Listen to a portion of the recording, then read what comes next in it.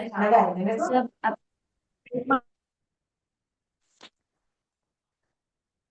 अऊज़ु बिल्लाहि मिनश शैतानिर रजीम बिस्मिल्लाहिर रहमानिर रहीम इन्ना इद्दतश शुहूरि इंदल्लाहि इस्ना अशरा शहरन फी किताबिल्लाह यौमा खलक़स समावाति वल अर्ज़ मिन्हा अर्बअतुन हुरुम ज़ालिकद दीनुल क़य्यिम फला तुज़लिमू फ़ीहिन्ना अनफुसकुम। सूरह तौबा आयत नंबर 36 में अल्लाह ताला फरमाता है, बेशक अल्लाह के नज़दीक महीनों की तादाद अल्लाह की किताब में 12 महीने हैं, जिस दिन से उसने आसमानों और ज़मीन को पैदा किया था। उनमें से 4 महीने हुर्मत वाले हैं, यही दुरुस्त दीन है, बस तुम इनमें अपनी जानों पर जुल्म ना करो। ये अल्लाह ताला का फरमान है कि अल्लाह ताला ने जिस तरह से आलम अरवाह में तमाम इंसानों को जमा कर दिया था और कह दिया था कि मैं ही तुम्हारा रब हूँ, गवाही भी ले ली थी, और उसी वक्त अल्लाह ने सबकी किस्मतें भी लिख रखी थी, सबकी तकदीरें भी लिख रखी थी, और ये तमाम चीज़ें लौह महफूज में जमा है। तो इसी तरह से इस आयत में अल्लाह ताला कह रहा है कि महीनों की गिनती भी अल्लाह ने मुकर्रर कर दी थी, और महीनों के नाम भी अल्लाह ने ही रख दिए थे, जिसके बारे में फिर नबी करीम सल्लल्लाहु अलैहि वसल्लम का फरमान है, ज़माना घूमता हुआ अपनी असली हालत पर आ गया है जिस दिन अल्लाह ताला ने आसमानों और ज़मीनों को पैदा किया था। साल 12 महीनों का है, जिनमें से 4 महीने हुर्मत वाले हैं, 3 तो मुसलसल हैं यानी ज़ुल्क़ादा, ज़ुल्हज्जा और मुहर्रम, और एक रजब मुज़िर जो जमादी और शाबान के दरमियान है। ये सही बुखारी की रिवायत है। तो बहरहाल इस आयत और हदीस से ये बात का पता चलता है कि 4 महीने हुर्मत वाले हैं, ज़ुल्क़ादा, ज़ुल्हज्जा, मुहर्रम और रजब। अब इन 4 महीनों को हुर्मत वाला क्यों कहा गया? क्योंकि जैसे कि आयत से मालूम हो गया है कि अल्लाह ताला ने ही महीनों की गिनती रखी है, अल्लाह ताला ने ही महीनों के नाम रख दिए हैं, और अल्लाह ताला ने ही इसे हुर्मत वाले बनाए हैं। फिर नबी करीम सल्लल्लाहु अलैहि वसल्लम ने इस आयत की तशरीह फरमा दी कि वो 4 महीने कौन से हैं। फिर बताया कि हुर्मत के क्या माने हैं। हुर्मत के माने होते हैं हर वो चीज़ जो भलाई के मुख्तलिफ है, वो हम पर हराम हो जाती है। मिसाल के तौर पे गाली गलौज करना, झगड़े करना, क़त्ल गारत करना, इसके अलावा हर किस्म का गुनाह करना।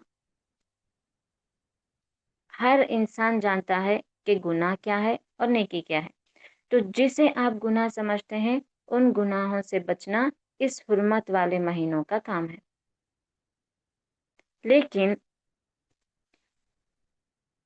ये जो चीज़ें हैं ज़माने क़दीम से चलती आ रही हैं। माह रजब अरबों के पास बड़ा फजीलत वाला महीना होता था, वो लोग इसे उम्रे के लिए ख़ास कर लेते थे। लेकिन इस्लाम में नबी करीम सल्लल्लाहु अलैहि वसल्लम ने उम्रे की जो फजीलत है किस महीने में सबसे बेहतर है बताया था? कौन जानते हैं इस बारे में? रमजान अल मुबारक में। बाराकिल्ला, बिल्कुल सही। नबी करीम सल्लल्लाहु अलैहि वसल्लम का फरमान है कि जो शख्स उम्रा रमजान के महीने में करता है उसे कितना सवाब मिलेगा? हज का एक 70 हज के गुना बराबर ज्यादा। सवाब मिलेगा। हज के बराबर। तो जब उम्रे की नबी निस्बत सल्लल्लाहु के माह साथ हज करने रमजान का के साथ सोचा। खास है, तो फिर रजब में उम्रा करने की दलील कहाँ पर है? जी, ये रमजान में अगर उम्रा करे तो कितना सवाब बोले आप? हज के बराबर सवाब है। तो ये रजब के महीने को उस ज़माने के लोग ख़ास करते थे, क्योंकि जब रमज़ान के रोज़े फ़र्ज़ नहीं हुए थे, रमज़ान की कोई फ़जीलत ज़्यादा उस वक्त मालूम नहीं थी किसी को भी, तो ये क्या करते थे, अरब वाले माह रजब में तिजारत के सिलसिले से दूर दूर से लोग यहाँ पर आते थे, तो उम्रे को वो लोग खर्च खास कर लेते थे और उम्रा करके अपने अपने मुल्कों को लौट जाया करते थे। और उस वक्त जब वो लोग उम्रे को आते थे कि वो हज के अराकीन अदा करते थे, इसीलिए वो लोग अपने ऊपर क़त्ल गारत भी हराम कर लेते थे। लेकिन जब इस्लाम आया تو माह रजब की हुर्मत तो वैसे ही रही कि तुम इसमें गुनाह मत करो, लेकिन इसकी कोई फजीलतें आपको नहीं बताई गई, कोई इसमें खास अमल नहीं बताया गया। अब उसके बाद जैसे जैसे ज़माना गुजरता गया, नबी करीम सल्लल्लाहु अलैहि वसल्लम का ज़माना गुजर गया, सहाबे किराम का ज़माना गुजर गया, उसके बाद ताबाइन का ज़माना गुजर गया, फिर कई सदियों साल बाद में ये खुराफात शुरू हुई, जिसके बारे में हम ये किताब पढ़ रहे हैं, ताकि हमें मालूम हो कि कौन सी चीज़ इस्लाम में मौजूद है और कौन सी चीज़ इस्लाम में मौजूद नहीं है। ख़ास तौर पे माह रजब और शाबान की जो फ़ज़ाइल बताई जाती हैं, उसकी क्या हकीकत है, इंशाअल्लाह हम इस कोर्स में सीखेंगे और पढ़ेंगे। चलिए शुरू करते हैं। बिस्मिल्लाहिर्रहमानिर्रहीम। सबसे पहले आपको साहिब किताब ने अपनी तमाम जो किताब में मौजूद हैं वो फहरिस्त मज़ामीन लिख दी है, इसमें बता दिया है कि उन्होंने क्या क्या चीज़ें रखी हैं। इसी से आपको समझ में आ जाएगा कि अल्हम्दुलिल्लाह कोई भी चीज़ इसमें छुटी हुई नहीं है, सारी चीज़ों को उन्होंने जमा कर दिया है। तो सबसे पहली चीज़, बिदात का इजमाली सा तारुफ। बिदात के क्या माने हैं? दीन में नई बात पैदा दिन करना। में नई बात को लाना।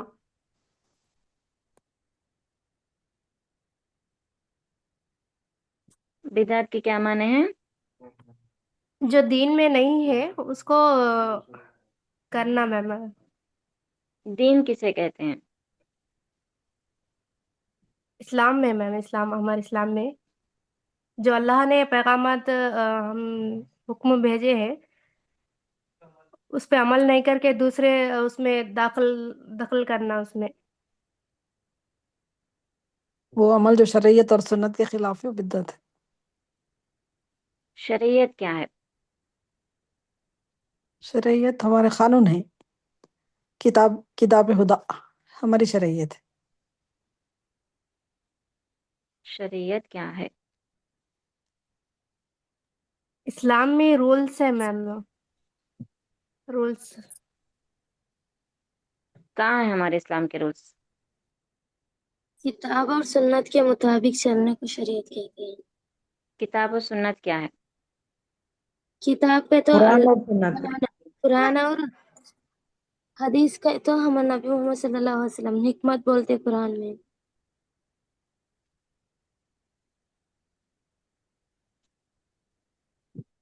हम्म।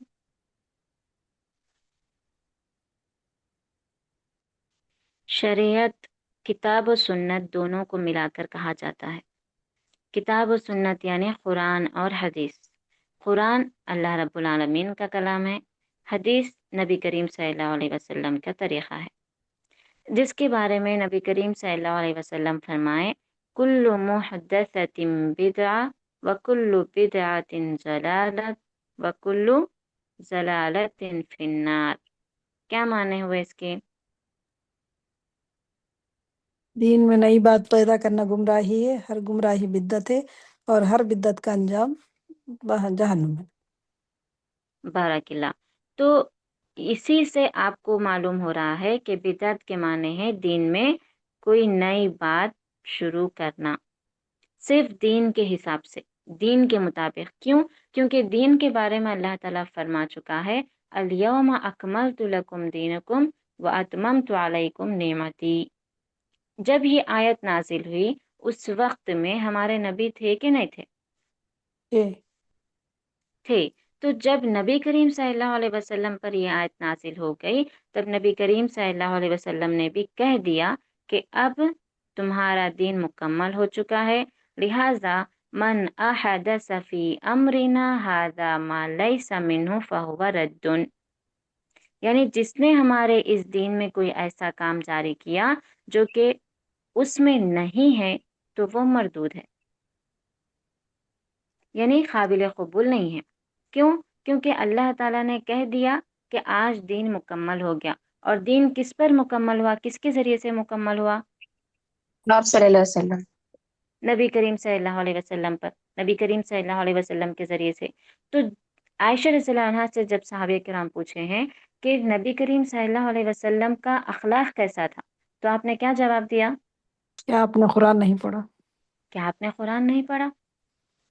قرآن کی جیتی جاگتی مثال ہمارے نبی ہے، سمجھ رہے ہیں؟ یعنی جیسے جیسے اللہ تعالیٰ نے قرآن کو نازل کیا، اپنے احکامات کو نازل کیا، دین بتایا، سب سے پہلے نبی کریم صلی اللہ علیہ وسلم نے اسے اپنایا، اس پر عمل کیا، پھر اپنے صحابہ کرام کو سکھایا، اور صحابہ کرام سے ہم تک یہ چیزیں پہنچی۔ تو اس میں کوئی شک و شبہ ہے کیا کہ ہمارے دین میں کوئی چیز چھٹی ہوئی ہے یا کسی چیز کی کمی رہ نہیں۔ گئی ہے؟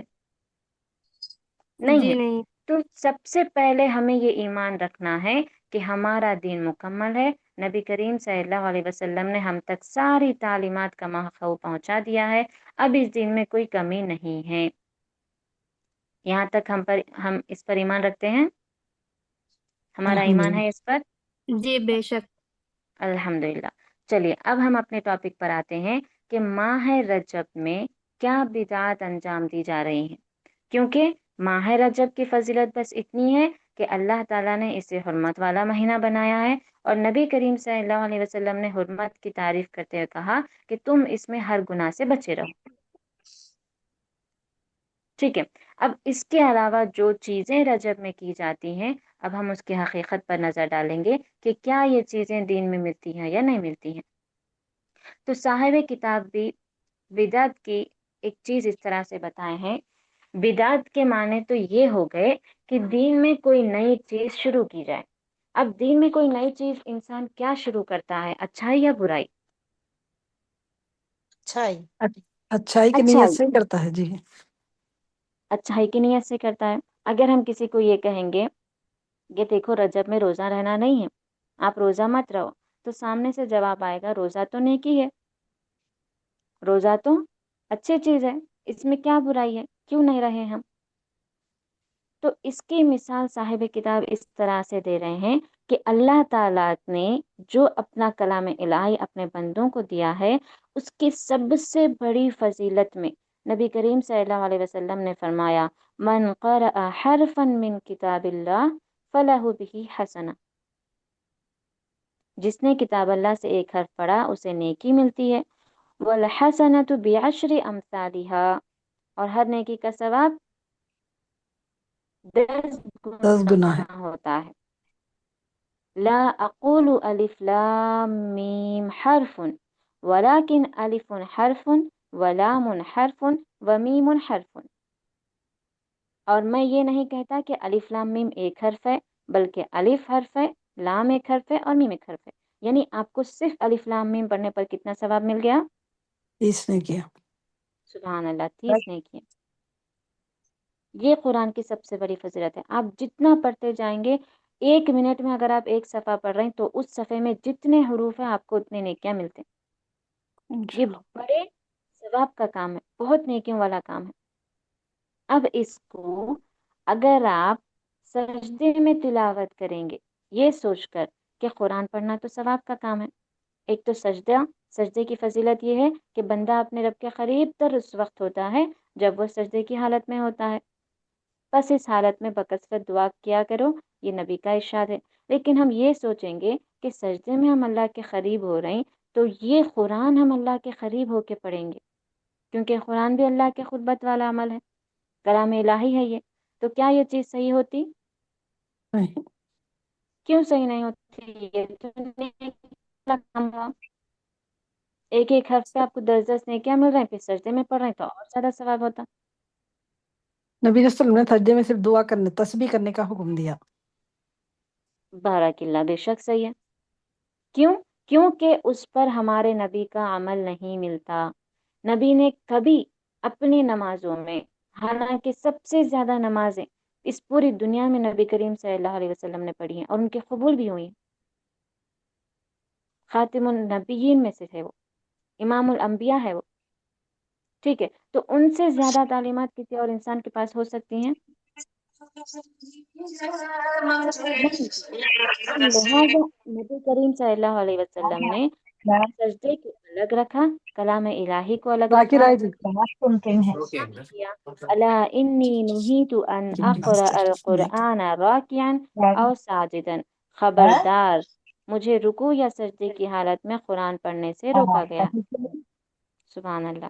تو اس طرح سے اگر ہم دونوں نیکیوں کو جمع کرنا چاہیں گے یا جمع کرنے کا سوچیں گے تو وہ کیا ہو جا رہا ہے؟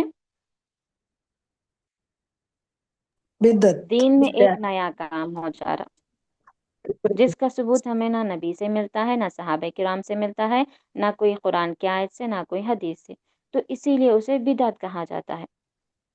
سمجھ گئے سب بدعت کی تعریف؟ جی چلیے اب یہاں سے ماہ رجب کے روزے کے بارے میں بتایا جا رہا ہے کہ بعض لوگوں نے اس مہینے میں کئی روزے ایجاد کر رکھے ہیں۔ کسی کو معراج شریف کا روزہ کہا جاتا ہے، یعنی جس دن معراج کا مانا جاتا ہے کہ اس دن معراج ہوئی ہے، اس دن کو روزہ رکھتے ہیں۔ کسی کو مریم روزے کا نام دیتے ہیں، کسی کو ہزاری روزہ اور کسی کو لکھی روزہ کہتے ہیں۔ یہ ہزاری روزہ، لکھی روزہ اکثر شیعوں میں ملتا ہے، لیکن اسے مسلمان بھی رہ رہے ہیں، حالانکہ یہ روزے نہ تو نبی نے خود رکھے اور نہ ہی ان کا حکم فرمایا یا ترغیب دلائی، بلکہ اس کے برعکس ایک ضعیف سند والی روایت میں ہے، نہا رسول اللہ عن صیام رجب، نبی کریم صلی اللہ علیہ وسلم نے رجب کے روزے رکھنے سے منع فرمایا ہے۔ کیوں؟ کیونکہ مصنف ابن ابی شیبہ میں ایک صحیح روایت ہے جس سے مذکورہ حدیث کے مفہوم کی تائید ہوتی ہے۔ اس میں منقول ہے کہ عمر فاروق رضی اللہ عنہ اگر ماہ رجب میں لوگوں کو روزہ رکھتے ہوئے دیکھتے تو ان کے سامنے کھانے کا برتن رکھ کر ان کے ہاتھ پر اپنے کوڑے سے چوٹے مارتے اور فرمایا کرتے کہ کھاؤ۔ اس مہینے کی ایسی تعظیم تو جاہلیت کا شیوا تھا۔ اس سے بڑی اور کیا دلیل چاہیے؟ ماہ رجب میں عمر رضی اللہ عنہ کی خلافت میں آپ اتنے سخت تھے دین کو لے کر، دین کے معاملے میں، کہ کسی کی ہمت نہیں ہوتی تھی دین میں کوئی چیز ایجاد کرے، دین میں کوئی نیا کام کرے۔ تو جب ماہ رجب کا مہینہ آتا تھا، عمر رضی اللہ عنہ دورہ کرتے تھے، دیکھتے تھے، ہر گھر میں جاتے تھے اور پوچھتے تھے کیا تم نے روزہ رکھا ہے؟ اس کے سامنے کھانا رکھ کے کہتے کہ کھاؤ، اسے کوئی بھی کھانے کی چیز کھاؤ۔ کیوں؟ کیونکہ یہ بدعت ہے، یہ دین میں نہیں ہے، رجب کا روزہ دین میں نہیں ہے، یہ پہلے زمانے کے جاہلیت میں لوگ رہا کرتے تھے۔ تو اب جاہلیت ختم ہو گئی ہے، اب اسلام آ گیا ہے، تو تمہیں چاہیے کہ تم اس مہینے میں روزے نہ رکھو۔ کیوں؟ اگر رکھو گے تو دین کے خلاف ہو جاؤ گے۔ جیسے میں نے آپ کو بدعت کی پہلے ہی مثال بتا دی ہے کہ چاہے آپ اسے نیکی سمجھ کر رہے ہوں، اگر قرآن و حدیث سے ثبوت نہیں ملتا تو وہ بدعت ہو جا رہی، جس پر آپ کو ثواب نہیں بلکہ گناہ ہوگا۔ عمر رضی اللہ عنہ یہی گناہ سے بچانے کے لیے اپنے تمام رعایا کے ساتھ یہ سلوک کیا کرتے تھے۔ تو اس سے کیا معلوم ہو رہا کہ روزے رکھنے چاہیے یا نہیں؟ نہیں رکھنی چاہیے۔ نہیں رکھنے نہیں چاہیے۔ رکھنے چاہیے۔ ماہ رجب میں کوئی خاص روزہ نہیں ہے۔ ہاں البتہ اگر کوئی کسی کی عادت ہے کہ وہ صوم داؤدی رکھتا ہے، صوم داؤدی کسے کہتے ہیں؟ ایک دن روزہ رکھنا، ایک دن افطار کرنا۔ ایک دن روزہ رکھنا، ایک دن روزہ نہیں رکھنا، یہ صوم داؤدی ہے، یعنی داؤد علیہ السلام اس طرح سے روزے رکھا کرتے تھے۔ تو اگر کسی کی عادت ہے کہ وہ ایک دن روزہ رکھتا ہے، ایک دن روزہ چھوڑتا ہے، تو اسے اجازت ہے کہ وہ ماہ رجب میں بھی رہے۔ اور دوسرا ایسا شخص جو ایام 20 کے روزے رکھتا ہے۔ ایام 20 کسے کہتے ہیں؟ چاند کی 13، 14، 15۔ 13، 14، 15 کو۔ چاند کی 13، 14، 15۔ ان 3 دنوں میں اگر آپ روزے رکھنے کے عادی ہیں تو آپ کو رخصت ہے کہ آپ روزے رکھو۔ کیوں؟ کیونکہ آپ کی نیت ایام 20 کی ہے۔ اور تیسرا وہ شخص جو جمعرات اور پیر کے روزے رکھتے ہیں، وہ اس کا معمول ہوتا ہے، تو ایسا شخص بھی یہ روزے رکھ سکتے ہیں ماہ رجب میں۔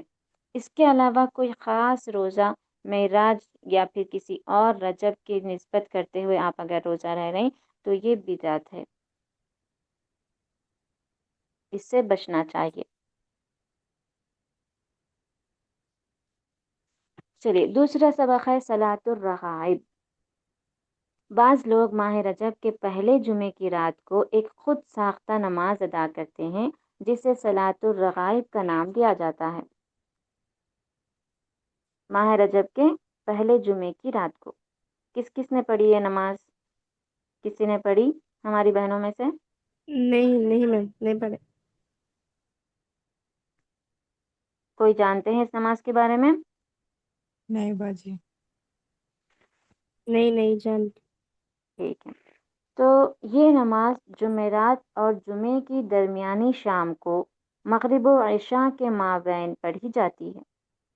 इस्लामी जो दिन होता है वो मगरिब से शुरू होता है, लिहाजा जुमेरात ख़त्म और जुम्मा शुरू, इस वक्त में मगरिब और इशा के दरमियान ये नमाज पढ़ी जाती है, जिसकी इमाम गजाली वगैरह की तरफ से 12 रकातें करार पाई हैं। हर 2 रकातों के बाद सलाम फेरा जाता है। हर रकात में 1 दफ़ा सूरह फातिहा, 3 दफ़ा सूरह क़द्र और 12 मरतबा सूरह इखलास पढ़ी जाती है। और कहा जाता है कि नमाज से फारिग होकर 70 मरतबा दुरूद पढ़ें और फिर सजदे में गिरकर 70 मरतबा सुब्बूहुन कुद्दूसुन रब्बुल मलाइकति वर्रूह, फिर सजदे से सर उठाकर 70 मरतबा रब्बिग़फिर वरहम व तजावज़ अम्मा तअलम इन्नका अंतल अइज़्ज़ुल अकरम, और फिर दूसरे सजदे में भी पहले की तरह ही करें। और कई मौजूद गलत रिवायतें बयान कर नमाज की फर्ज़ों के पुल बांधे जाते हैं, जिन्हें सुनकर इल्म दीन से बेबहरा और असली व नकली की पहचान से लापरवाह लोग कुल सवाब के लिए कुशा कुशा चले आते हैं। हालांकि अल-बिदाया व निहाया में मारूफ मुफस्सिर व मुहद्दिस और मुअर्रिख इमाम इब्न कसीर रहमहुल्लाह के बकौल ये नमाज क़तअन बेसुबूत है।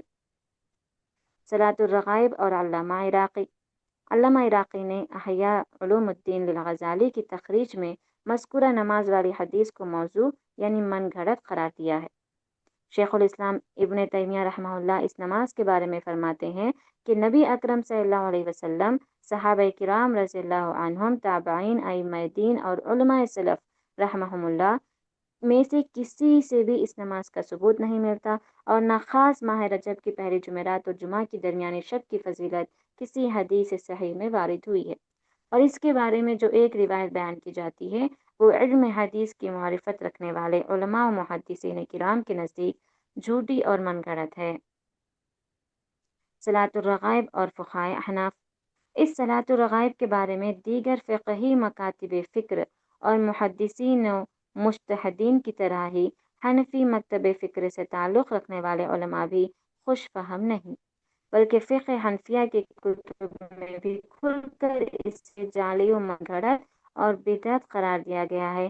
चुनांचे हाशियुल इशबाह लिल हमवी से नक़ल करते हुए मारूफ व मुतदावल किताब रद्दुल मुख्तार हाशिया दर्र मुख्तार की जिल्द अव्वल सफ़ा 544 पर सलातुर रग़ाइब के बारे में लिखा है, ये नमाज सन 480 हिजरी के बाद ईजाद हुई और उलमा ने इसके इनकार व मज़म्मत और इसे अदा करने वालों के अहमक पर कई किताबें लिखी, और कसीर शहरों में इसे अदा करने वालों की कसरत से धोखा ना खाया जाए। और आगे चलकर सफ़ा 220 पर लिखा, और इसीलिए अहले इल्म ने इस नमाज सलातुर रग़ाइब के लिए जमा होने से मना किया है, जिसे बाज़ जाहिल आबिदों सूफियों ने ईजाद किया है, क्योंकि इस मज़कूरा कैफियत के साथ मखसूस रातों में ऐसी कोई नमाज मासूर या साबित नहीं है, अगरचे बज़ात नमाज तो अच्छा अमल है। अलावा अज़ीम बाज़ दीगर मकातिब फ़िक्र से ताल्लुक़ रखने वाले उलमा के अक़वाल व इरशादात से भी मज़कूरा नमाज के बेअसर होने का पता चलता है।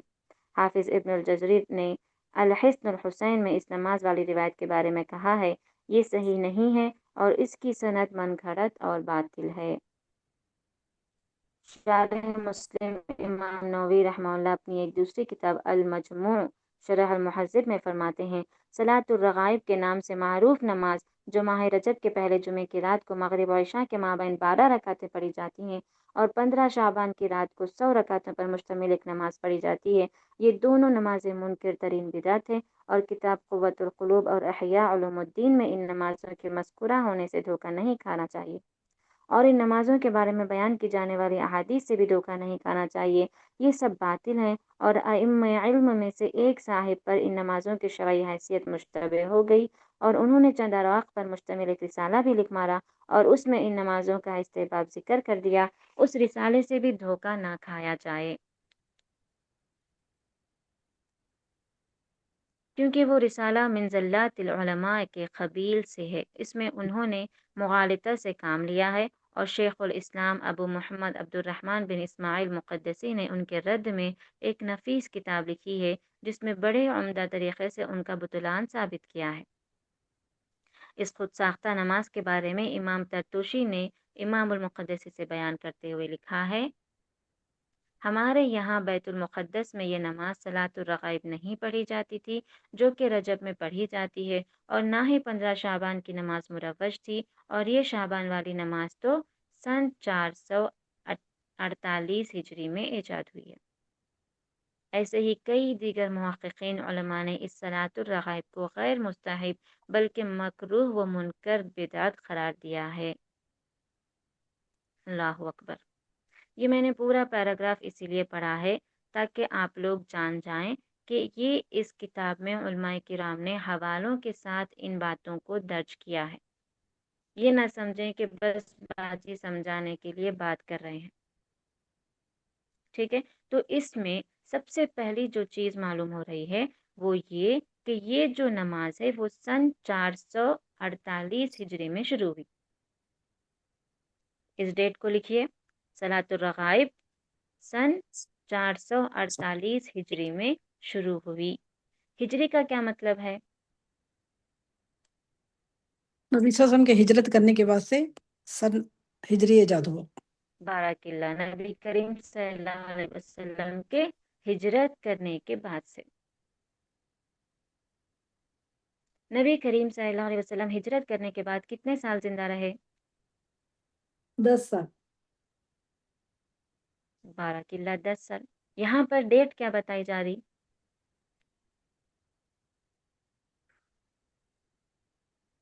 448 ہجری۔ 400 سال بعد یہ نماز شروع ہوئی، جس پر نہ نبی کا عمل ہے، نہ صحابہ کرام کا عمل ہے، نہ صحابہ کرام کے بعد جس کا زمانہ تھا تابعین، نہ ان کا عمل ہے۔ یہ شروعات سن 448 ہجری میں ہوئی، اور اسے شروع کرنے والے کون ہیں؟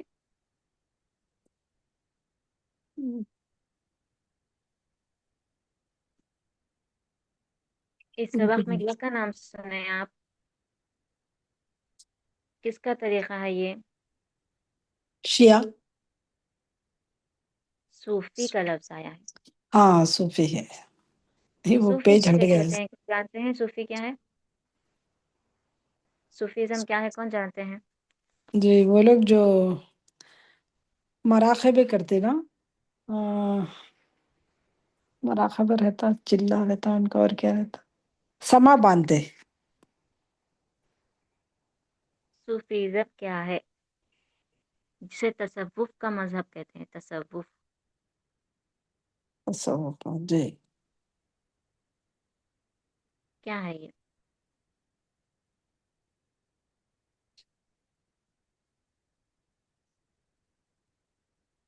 یہ لوگ یہ ایسے ایسے کام کرتے ہیں جو دین سے ہٹ کے ہے، ہمارے مذہب اسلام سے ہٹ کے ہے۔ اپنے آپ کو تزکیہ نفس کے لیے وہ لوگ عجیب عجیب چیزیں ایجاد کرتے ہیں، ذکر اور مراقبہ کی محفلیں سجاتے ہیں، خلوت نشینی کرتے ہیں، ٹھیک ہے، عشق الہی کے دعوے باندھتے ہیں، ایسی چیزیں جو نہ ہمارے نبی نے کیا ہے اور نہ ہی کبھی کرنے کا حکم دیا ہے۔ 3 دوست عائشہ رضی اللہ عنہا کے پاس آتے ہیں اور آ کے پوچھتے ہیں کہ نبی کے اعمال بتائیے۔ تو عائشہ رضی اللہ عنہا کہتی ہیں کہ نبی کے اعمال ہر چیز وہ ہے جو بھلائی کا حکم دیتے ہیں، اور آپ روزے بھی رکھتے ہیں، اور آپ دین دنیا دونوں کو بیلنس کرتے ہیں۔ تو وہ اس وقت نبی کریم صلی اللہ علیہ وسلم گھر پہ نہیں رہتے، تو وہ تینوں اپنے آپ میں یہ عہد کر لیتے کہ ہم، ایک کہتا کہ میں شادی نہیں کروں گا، دوسرا کہتا کہ میں ہمیشہ روزے رکھتے رہوں گا، اور تیسرا کہتا کہ میں ہمیشہ عبادت گزار بن جاؤں گا۔ جب نبی کریم صلی اللہ علیہ وسلم کو اس بات کی خبر ملتی ہے، آپ فوراً ان تینوں کو ڈھونڈتے ہوئے ان کے پاس پہنچتے ہیں اور کہتے ہیں کہ تمہارا نبی شادی بھی کرتا ہے اور عبادت بھی کرتا ہے، تمہارا نبی روزے بھی رکھتا ہے اور افطار بھی کرتا ہے. دین کو الگ مت کرو، جو تمہارے نبی کر رہے ہیں وہ تم کرو. اس طرح سے آپ انہیں سمجھاتے ہیں. لیکن یہ جو صوفیزم ہے، اس میں یہ لوگ کیا کرتے، اپنے تزکیہ نفس کے لیے نئی نئی چیزیں ایجاد کرتے. خلوت نشین ہونے کا مطلب ہے کہ الگ ہو جانا، دنیا سے رغبت نہیں رکھنا. ان میں کے اکثر شادی بیاہ بھی نہیں کرتے. ان میں کے اکثر اسی چیز عبادت کے نام پہ خلوت نشینی اختیار کر لیتے اور ہمیشہ عجیب عجیب طریقے سے وہ جھومنے لگتے، الگ الگ سے ذکر و اذکار کرتے، اللہ اللہ کا ایک طرح سے ورد کرتے، جو کہ کسی احادیث میں ثابت نہیں ہے، جو دین اسلام کا حصہ ہی نہیں ہے. اور نعوذ باللہ جس موسیقی کو اللہ کے نبی نے حرام کر دیا ہے، جیسے ہی بانسری کی آواز یا کسی ایسے ہی موسیقی کے آلات کی آواز آتی تو فوراً اپنے کانوں میں انگلیاں ڈال لیتے تھے، راستہ بدل لیتے تھے. یہ صوفیزم قوالیوں کے نام پہ نہ جانے کیا کیا کرتے ہیں. تو ایسے ہی دین سے ہٹ کر رہنے والے لوگوں نے یہ نماز کو ایجاد کی ہے. اب مسلمانوں پر ایک سوال یہ ہے، جو اسلام کی تعلیمات کو مانتا ہی نہیں ہے، جو اسلام کی تعلیمات میں اپنے من گھڑت چیزوں کو رائج کرتا ہے، اسے دین کہتا ہے، کیا مسلمانوں کو ان کی پیروی کرنی چاہیے یا اپنے نبی کی، جنہوں نے بتا دیا کہ تمہارا عمل اگر دین اسلام کے خلاف ہے تو وہ مردود ہے، کس کی پیروی کرنی چاہیے؟ نبی صلی اللہ علیہ وسلم. نبی کریم صلی اللہ علیہ وسلم کی. بے شک. تو یہ جو صلاۃ الرغائب ہے، کیا وہ نبی سے ملتی ہے؟ نہیں. نہیں ملتی. کیا صحابہ کرام سے ملتی ہے؟ جی نہیں. نہیں. بالکل نہیں ملتی. تو لہٰذا اس نماز کو پڑھنا چاہیے کہ نہیں پڑھنا چاہیے؟ رد نہیں کرنا. پڑھنا چاہیے. نہیں پڑھنا چاہیے. جب یہ قرآن و حدیث سے ثابت نہیں ہے، جب یہ اسلام کا طریقہ نہیں ہے، تو اس نماز کو پڑھنا ثواب کا نہیں بلکہ گناہ کا ذریعہ ہے. شب قدر کی رات، جسے اللہ تعالیٰ نے اپنے کلام الہی میں اس کی فضیلت بتاتے ہوئے فرما دیا اور نبی کریم صلی اللہ علیہ وسلم نے اس کا اہتمام کیا، کیا اس رات میں بھی آپ نے کوئی خاص نماز پڑھی؟ نہیں. عائشہ رضی اللہ عنہ نبی کریم صلی اللہ علیہ وسلم کے پاس آ کر پوچھتی ہیں کہ اللہ کے رسول، اگر شب قدر مجھے مل جائے تو میں کیا کروں، کون سا عمل کروں؟ تو آپ کیا عمل کرنے بولے؟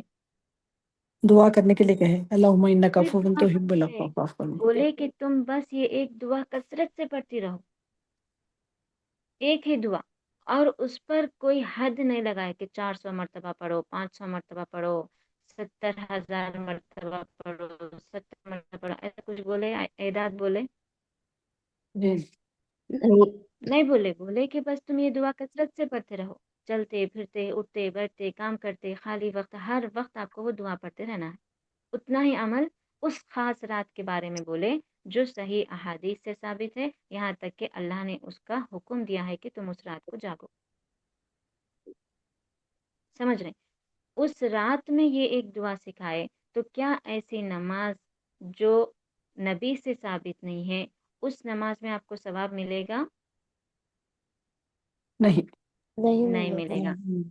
تو یہ بات اظہر من الشمس ہو جاتی ہے کہ یہ جو صلاۃ الرغائب ہے وہ صریح بدعت ہے. اس سے ہر مسلمان کو بچنا چاہیے اور انہی چیزوں کو آپ یاد رکھیے اور دوسروں کو بھی بتائیے. یہ خاص طور پہ بریلوی سے جو تعلق رکھتے ہیں، جو سنت جماعت کے کہلاتے ہیں، ان کے پاس زیادہ عمل پایا جاتا ہے. تو ایسی بہنوں کو یہ بتانا چاہیے کہ آپ جو نبی کریم صلی اللہ علیہ وسلم کی پیروی کا دعویٰ کرتی ہیں، ان سے محبت کا دعویٰ کرتی ہیں، تو آپ کا عمل بھی اس کو ثابت کرنا چاہیے کہ آپ ان سے محبت کرتی ہیں. اور محبت کرنے کی صریح دلیل یہ ہے کہ آپ ان کے احکامات کو فالو کریں، ان کے اعمال پر ہی اپنا عمل رکھیں. ٹھیک ہے؟ تو لہٰذا آج کے لیے بس اتنا ہی کافی ہے. پہلی چیز، ماہ رجب میں کوئی کسی قسم کا روزہ ثابت نہیں ہے. دوسری چیز، نہ ہی اس میں کوئی نماز ثابت ہے جو خاص کر پڑھی جائے. اللہ تعالیٰ نے اپنے بندوں پر 5 وقت کی نمازیں فرض کر رکھی ہیں اور ان کا ثواب 50 نمازوں کے برابر بتایا ہے۔ لیکن افسوس ہم ان فرض نمازوں کی پابندی تو نہیں کرتے، لیکن ایسی نمازوں کے پیچھے بھاگتے ہیں، کہیں سے بھی بس شارٹ کٹ چاہیے۔ ایسا نہیں کرنا چاہیے، بس وقت پر 5 نمازیں پابندی کے ساتھ پڑھنے کی عادت بنا لیں، باقی جو چیز قرآن و حدیث سے ثابت ہے بس وہی اعمال کرنے کی کوشش کریے۔ اللہ تعالیٰ سے دعا ہے کہ اللہ تعالیٰ ہم تمام کو ہر بدعت و خرافات سے بچائے رکھے اور ہمیں دوسروں تک اسے پہنچانے کی توفیق دے، ہمیں اس پر عمل کرنے کی بھی توفیق دے۔ آمین ثم آمین۔ ربنا تقبل منا إنك أنت السميع العليم سبحانك اللهم وبحمدك ونشهد أن لا إله إلا أنت ونستغفرك ونتوب إليك والسلام عليكم ورحمة الله وبركاته۔ وعلیکم